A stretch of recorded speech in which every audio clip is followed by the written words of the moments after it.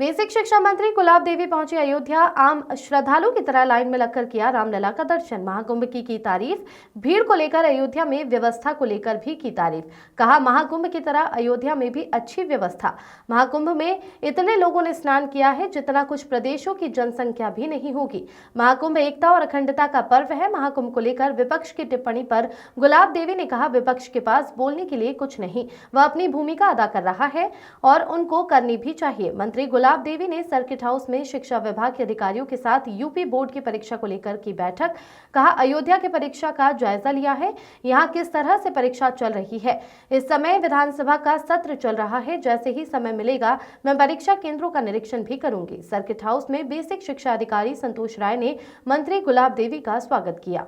महाकुंभ एक ऐतिहासिक और अलौकिक पर्व रहा, जिसमें आपने संख्या के आधार पर यदि देखें तो हम समझते हैं कि कुछ प्रदेशों की इतनी संख्या नहीं होगी जितने कि यहाँ स्नान करने वालों की संख्या थी। कुछ प्रदेशों को मिलाकर भी इतनी नहीं होगी जितनी कि यहाँ स्नान करने वालों की थी। तो एक एकता अखंडता उसका ये पर्व है। देखो, आप ये मान के चलिए कि वो विपक्ष में हैं और विपक्ष के पास बोलने के लिए कुछ है तो है नहीं, वो अपनी भूमिका अदा कर रहे हैं और उनको करनी भी चाहिए।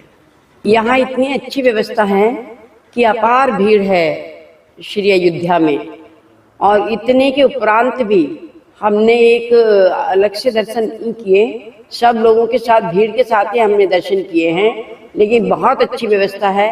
किसी प्रकार की कोई परेशानी किसी भी दर्शनार्थी के लिए नहीं है। जो इसमें परीक्षा चल रही हैं पूरा जायजा लिया है कि किस प्रकार की परीक्षा चल रही है, क्या तैयारी है, और जैसे ही समय मिलेगा, इस समय सत्र चल रहा है, वैसे ही फिर मैं निरीक्षण भी करूँगा।